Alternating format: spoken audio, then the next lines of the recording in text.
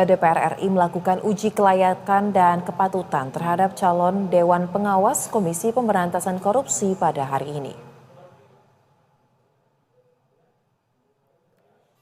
Uji kelayakan dan kepatutan atau fit and proper test terhadap calon Dewan Pengawas KPK dilakukan pada ruang rapat Komisi 3 DPR RI Senayan, Jakarta sejak Rabu pagi tadi.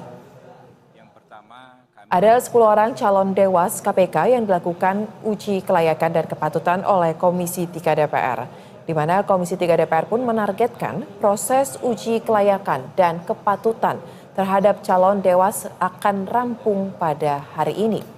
Setelah seluruh fraksi Komisi 3 setuju, DPR pun akan mengumumkan hasil uji kelayakan dan kepatutan calon dewas pada Kamis esok. Kasus-kasus besar yang mempunyai makna substantif terkait pemberantasan korupsi ketika diungkap, ketika diusut. Karena kalau kami mengawasi. Dan untuk mengetahui informasi selengkapnya, kita sudah terhubung dengan rekan Ricky Harahap dan juru kamera Indra Bramantio di Gedung DPR Senayan, Jakarta.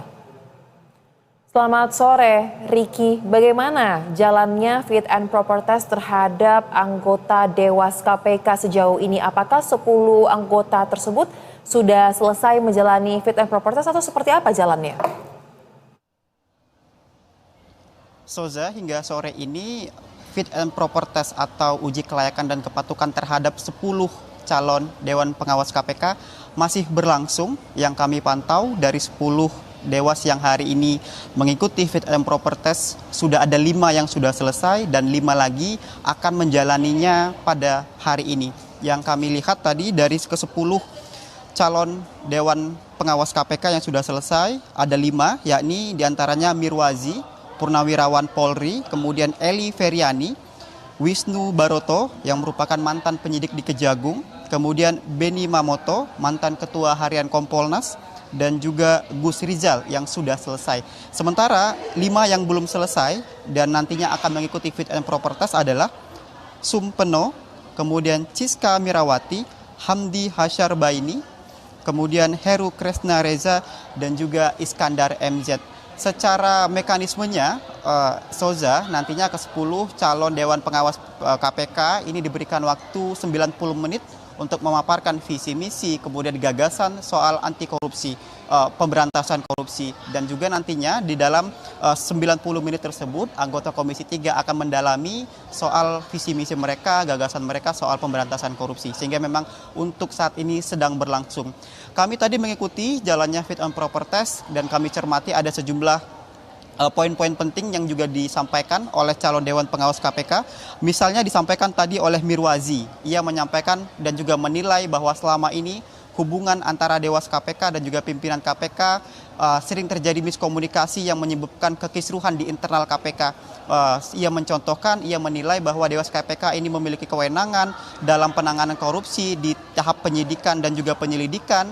Sementara di satu sisi pimpinan KPK ini merasa memiliki kekuatan penuh karena bisa mengatur anggaran di internal KPK, sehingga ia melihat adanya harmonisan hubungan antara Dewas dan juga pimpinan KPK. Oleh karena itu, jika nanti kemudian ia terpilih sebagai Dewas KPK, ia mengusulkan akan membentuk aturan maupun regulasi agar menjalin hubungan yang harmonis antara Dewas KPK dan juga pimpinan KPK. Kemudian calon Dewas KPK lainnya, Wisnu Baroto yang merupakan mantan penyidik di Kejagung, ia menyebut bahwa untuk saat ini tindak pidana, maksud kami modus dalam melakukan tindak pidana korupsi ini semakin canggih dan menurutnya OTT yang selama ini dilakukan oleh KPK dirasa tidak mumpuni lagi. Oleh karena itu menurut Wisnu Baroto penting bagi penyidik KPK untuk meningkatkan kemampuan analisisnya dalam menangani suatu perkara tindak pidana korupsi. Selain Wisnu Baroto, kemudian juga calon dewas lainnya Beni Mamoto yang merupakan mantan ketua harian Kompolnas menyoroti soal KPK yang beberapa sering kalah di pra-peradilan.